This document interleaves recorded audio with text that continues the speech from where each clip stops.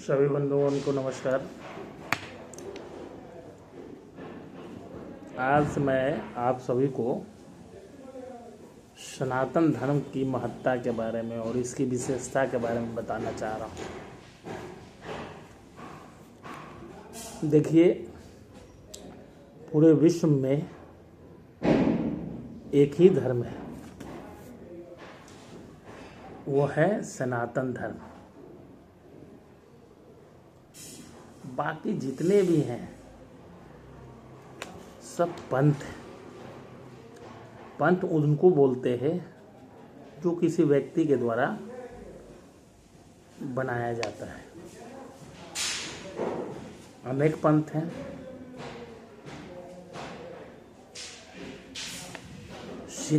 सिखों का अपना एक पंथ है, बहुत अच्छा है।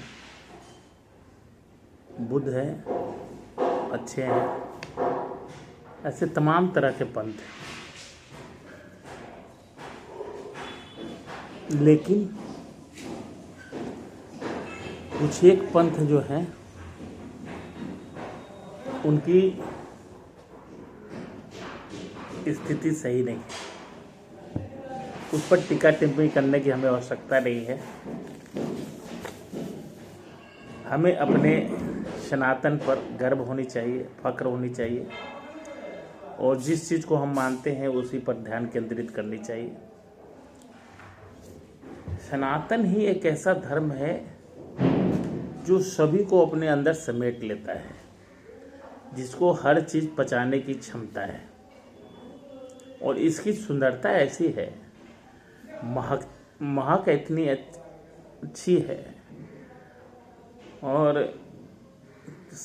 किसी भी चीज़ को अपने अंदर समाहित करने की क्षमता इतनी ज़्यादा है। आज तक इसे सनातन धर्म में कोई उंगली प्रश्न नहीं खड़ा कर सकता। तरह तरह के कालखंडों में कुछ कुछ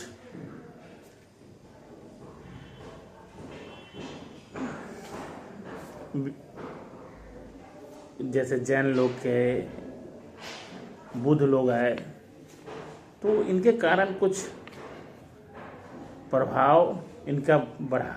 लेकिन सनातन कभी विचलित नहीं हुआ।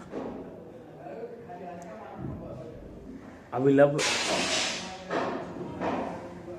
त्रेता, द्वापर, सतयुग और कलयुग, आज भी इसकी महत्व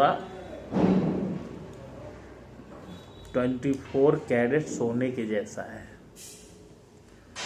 ये कभी अपना विस्तार नहीं करता।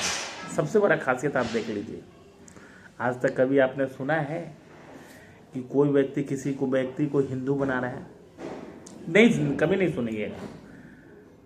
क्योंकि ये धर्म जो है कभी अपने आप का प्रसार किया ही नहीं। इतना क्योंकि एकमात्र यही धर्म है और इसमें विसंगतियां है ही नहीं। ऋग वेद है हमारा, समवेद, यजुर्वेद, ऋग्वेद, अथर्ववेद, 4 वेद हैं हमारे। गीता है, हमारा धार्मिक ग्रंथ है। इन सब पुस्तकों से हमारा सृष्टि और हमारी दिनचर्या चलती है। ये सभी प्रभु के द्वारा लिखित पुस्तकें हैं। इसकी महत्ता है। जिस चीज को आज का साइंस बोलता है वो चीज हमारे ग्रंथों में कब से लिखा हुआ है। हमें उसको आज जानकारी हो रही है ऐसा नहीं है। हमारे पूर्वज उसको कब के जानते थे। अब सोमनाथ जो मंदिर है वहाँ पर जो निशान लगा हुआ है, अब कल्पना कीजिए वो कब का मंदिर है। और उस समय ये था कि इसके सीधा खाली समुद्र है, कोई बस्ती नहीं है, कोई देश नहीं है। समझ लीजिए तो हमारी श्रेष्ठता वहाँ सिद्ध होती है। अनेक विद्वान चरक जैसे शैल चिकित्सक, आर्यभट्ट जैसे गणितज्ञ, खगोलविद, हमारी जो सनातन की जो कार्य क्षमता है ना, उस पर कभी प्रश्न नहीं। वाल्मीकि जी ने रामायण लिख दिया, है तो अनपढ़, लेकिन उन्होंने रचना कर दी रामायण की। तुलसीदास अवधी भाषा में, एक सरल भाषा में उन्होंने रामचरितमानस की रचना कर दी। तो इस तरह के महान विवेकानंद जी, महान चिंतक विचारक, जब कुछ विसंगतियों को जो हास होने लगा तो प्रभु ने खुद शंकराचार्य के रूप में जन्म ली और पूरी त्रुटियों को उन्होंने ठीक किया। जिस तरह से कुछ ऐसे विसंगतियां आ गई थी, उसको ठीक करने के लिए प्रभु ने खुद शंकराचार्य जी के रूप में अवतार लेकर और पूरी विसंगतियों को एक बार फिर से उसको ठीक किया गया। तो कल्पना कीजिए, आप कभी देखते हैं कि हमारा प्रचारक, हमारा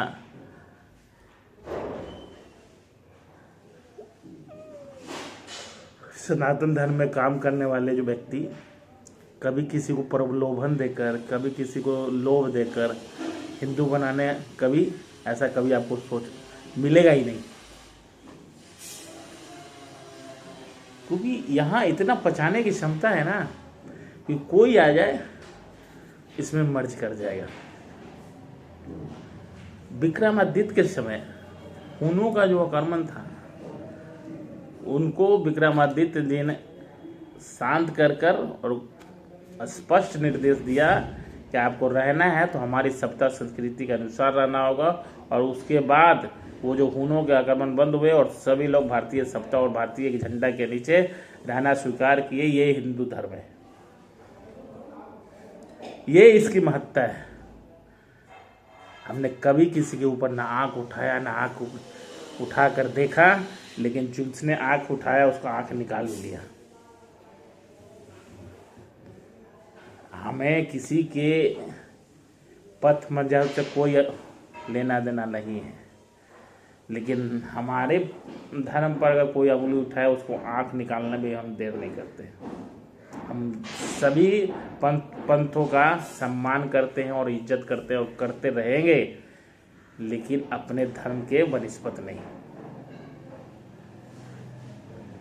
कृष्ण जी ने कहा है गीता में, अति सर्वत्र भजते, अति का अंत होता है।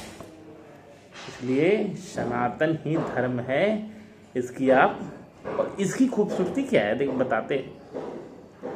हमारे जितने भी योद्धा रहे हैं, या मर्यादा पुरुषोत्तम भगवान श्री राम, प्रभु कृष्ण ने, जितने भी हमारे योद्धा रहे हैं, कभी अपने लिए नहीं जिया। महाराणा प्रताप, जितने भी हमारे योद्धा हैं, कभी अपने लिए कभी किसी ने नहीं जिया। उनकी ज़िंदगी अब पढ़ेंगे ना तो समाज, देश, उसके बाद उनकी ज़िंदगी खत्म। राम की ज़िंदगी क्या थी?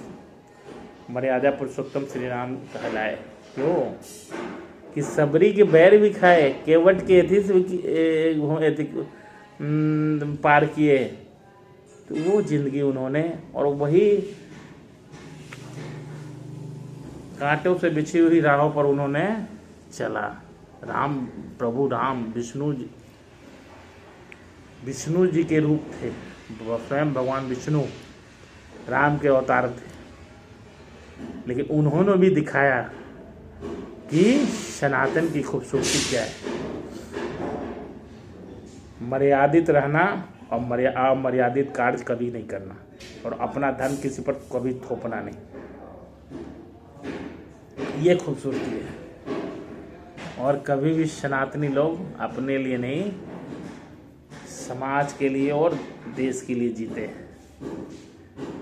मैं ही सब चीज नहीं हूँ, ये खूबसूरती है सनातन का। प्राचीन काल से ही कितना उदाहरण अब दे। राजा जनक, राजा दशरथ, स्वयं पांडव, भीष्म, अखंड गंगा के पुत्र भीष्म, जिनको कभी आजीवन जीने का उनको वरदान था, लेकिन अपना एक वचन के कारण आजीवन उन्होंने अविवाहित रहना पसंद किया। ये सनातन है, इसको सनातन बोलते हैं। अभी बताए, अभी कल परसों की घटना है, हमारे 20-21 या 25 साल के हमारे एक कथावाचक है, बहुत बहुचर्चित बागेश्वर सरकार। देखिए, उनके पक्ष और विपक्ष हो सकते हैं, हमें वो उससे नहीं जानना है। उनकी अच्छाइयाँ क्या है? इतनी कम उम्र में लोगों उनको चाहते हैं, तो कुछ तो अच्छाई होगी, और उस अच्छाई के कारण ये सनातन का एक बहुत बड़ा वो चेहरा है। आज कल उनकी जो उनके द्वारा किया गया कार्य अतुलनीय है। उन्होंने 300 ऐसे बहनों की शादी कराई जिनके पिता नहीं थे, जिनकी माता नहीं थी, किसी के पैसे नहीं जुट रहे थे, किसी के पिताजी कर्ज में डूबे हुए थे। तो आप कल्पना कर लीजिए, ये कार्य और कोई कर सकता है क्या? आप सोचिए तो कितने उद्योगपति हैं भारत में। एशिया के सबसे टॉप, विश्व में दूसरा तीसरा स्थान वाले ऐसे बहुत सारे उद्योगपति हैं। उनके लिए पैसा कोई मायने नहीं रखता, लेकिन किसी की हिम्मत है? करते होंगे, वो भी सेवा कार्य करते होंगे, लेकिन इस तरह की आयोजन की हिम्मत है? इसके लिए जिगरा चाहिए, और ये संत महात्मा में, बागेश्वर सरकार में वो जिगरा है। बचपन में वो भी बहुत दुखों से झेले, लेकिन जिस तरह के कार्य उन्होंने किया है वो सराहनीय कार्य है, अद्वितीय कार्य है। उस कार्य की जितनी भी प्रशंसा की जाए कम है। आप उन बेटियों से पूछिए। पैसा का महत्व तभी है जब आप में जान है, और भगवान भी कहते हैं कि हमने तो तुम्हें इस जन्म दिया, तुम जानने के जाते जाते अपने शरीर को छोड़ते तुमने इस पृथ्वी को क्या दिया? मैंने तो इस पृथ्वी पर तुम्हें धन, ऐश्वर्य, तमाम तरह की सुविधाएं तुम्हें दी, लेकिन जब तुम इस पृथ्वी को छोड़कर जा रहे होगे, तब तुम इस पृथ्वी को क्या दिए? जीरो, नील बट्टा सन्नाटा। ये हमारा सनातन नहीं सिखाता है।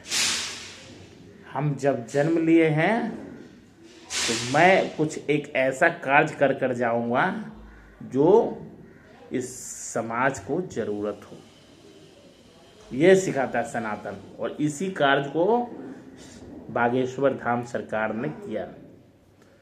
उन्होंने आईना दिखाया समाज को कि मैं एक हिंदू होने के चलते या एक सनातनी होने के चलते मैं इस कार्य को कर सकता हूँ। ऐसा नहीं है और वो पैसा इसी फेंका हुआ है गटर में, चाहे तो उनकी लंदन, पेरिस, हर जगह संपत्ति कहना नहीं है। कार्य क्या है तो कोई किसी से छिपा नहीं है, जो भी है वो भी कम है, तो उसमें खुशी नहीं है। आज उनकी दिनचर्या होगी ना तो आप दंग रह जाएंगे। खुशी किसकी? गरीब के मुस्कान में जीने की।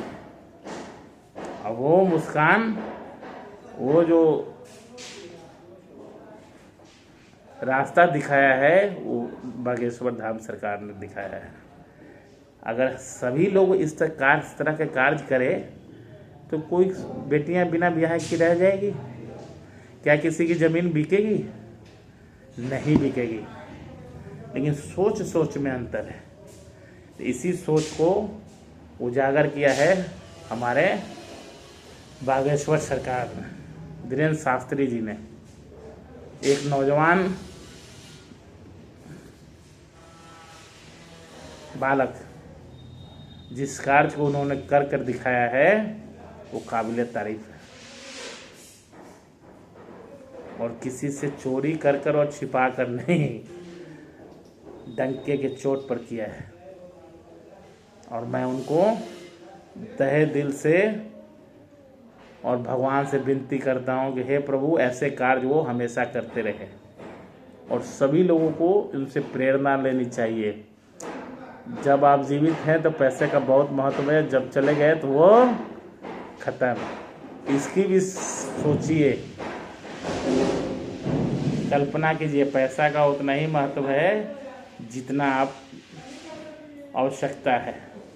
कम से कम समाज के लिए जिए, उनसे प्रेरणा तो लीजिए। उन्होंने 300 किया, आप लोग चाहे तो पूरे भारत की इकोनॉमी को देख सकते हैं।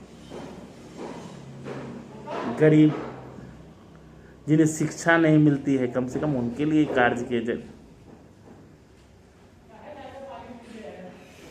आज हमें डॉक्टरों की कमी है। अगर चाहे तो बिना, आप लोगों के पास तो इतना इंफ्रास्ट्रक्चर है कि बिना फीस के आप लोगों मुफ्त में डॉक्टर तैयार करना चाहिए। तो इस चीज़ की कमी है। 5000 डॉक्टर आप तैयार नहीं कर सकते, उनकी रहने खाने की और पढ़ने की व्यवस्था नहीं कर सकते। सोच की कमी है। कितने सारे भरे हुए हैं पूरे विश्व में, नंबर 1, दूसरा, तीसरा, चौथा, अरबों खरबों इतनी संपत्तियां हैं। लेकिन सब संपत्ति जीरो मरने के बाद। अगर आप उस संपत्ति से 5000 डॉक्टर पैदा कर दे, 5000 इंजीनियर पैदा कर दे, वही आपकी संपत्ति और पूंजी है।